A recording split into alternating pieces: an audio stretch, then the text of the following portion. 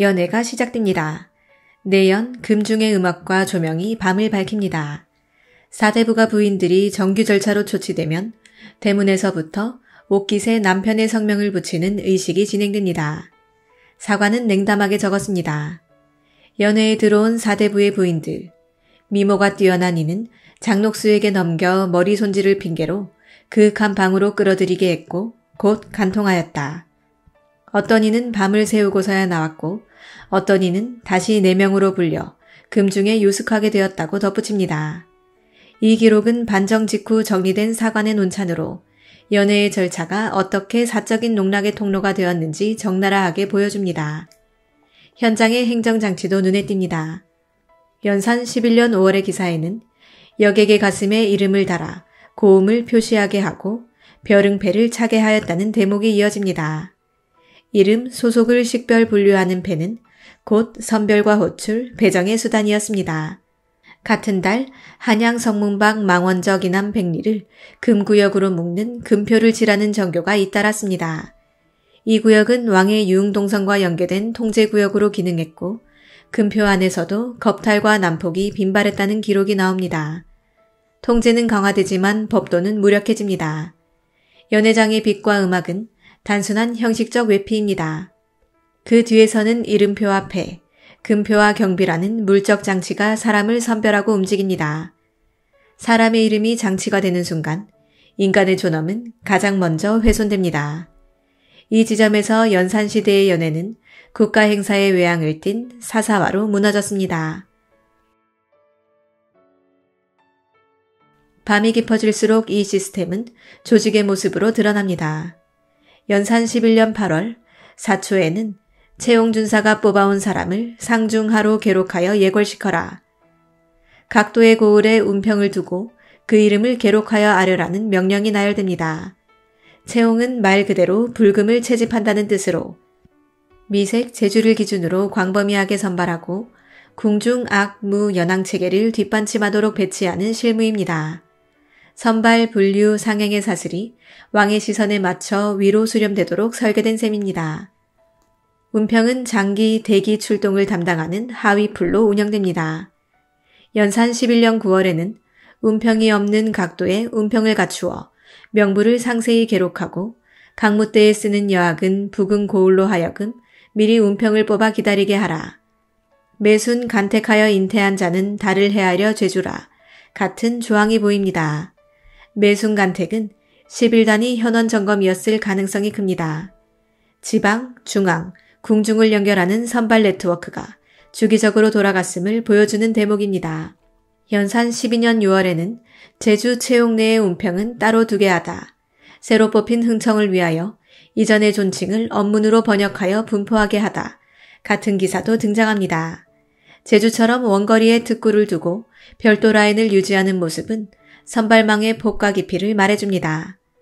언문공시는 통제 지시가 말단까지 문서 언어로 박히는 순간을 보여줍니다. 그리고 공간. 연산 12년 8월 망원정을 2천여 명을 수용할 수 있도록 넓히라는 기사가 뜹니다.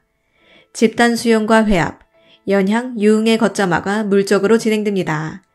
한편 잔치에 참여한 내시객이 비밀을 누설하면 중벌이라는 조항도 같은 시기 보입니다. 장치의 핵심은 선발 배치만이 아니라 침묵을 강제하는 공포였다는 뜻입니다. 이 조직은 가혹한 통제와 함께 움직입니다. 연산 12년 5월의 월간 기사에는 운평을 가늠한 자에 대한 금령을 내리고 잉태한 운평의 달을 상고하여 처벌하라는 정교가 잇따릅니다. 같은 달 운평 소진주 및 간부 하옥정을 능지하여 전시하게 하다는 잔혹한 처형 기록이 이어지고 관련 일족과 이웃까지 연좌를 적용합니다. 처벌은 개인을 넘어서 집단으로 번집니다.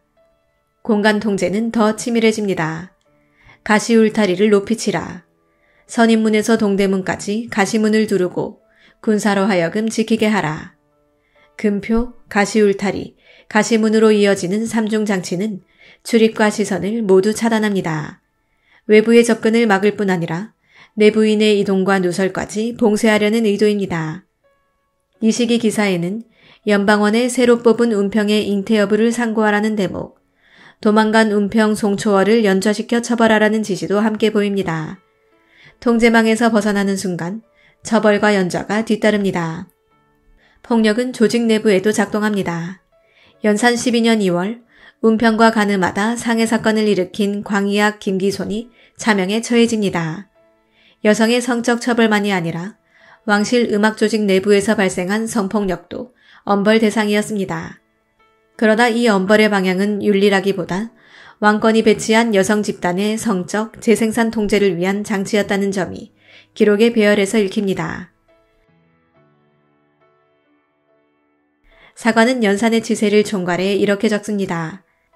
날마다 창기와 더불어 의미하여 법도가 없었고 남의 처첩을 거리낌 없이 간통하였다.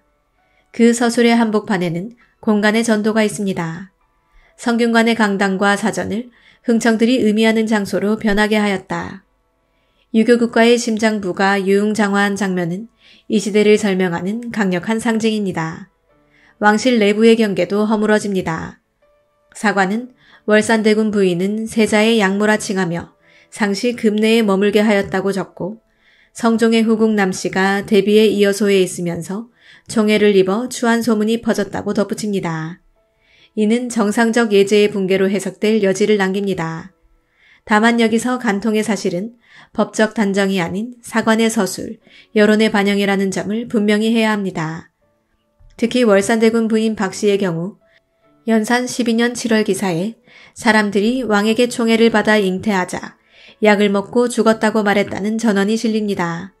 사관은 사람들이 말했다는 형식을 취해 유통된 풍문을 기록했을 뿐 사법적 확정서술은 아닙니다.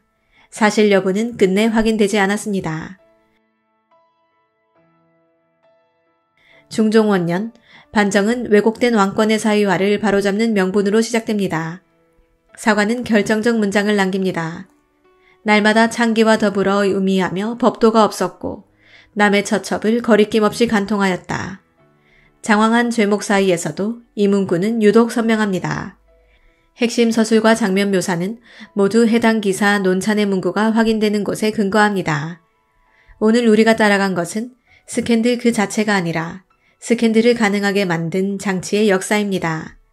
이름표와 폐, 금표와 가시문, 재혼과 간택, 잉태상고와 연좌까지 사적인 욕망이 공적 장치에 접속하는 순간 사회는 흔들렸습니다. 사관의 논찬은 그 흔들림을 윤리의 언어로 정리했고 우리는 그 언어를 다시 기사의 행간으로 풀어 해석할 수 있습니다. 연산군 시절 화려한 궁중연의 뒤편에서 어떤 일이 벌어졌는지, 채용, 흥청, 운편으로 대표되는 조직적 선발과 동원의 실상이 무엇이었는지,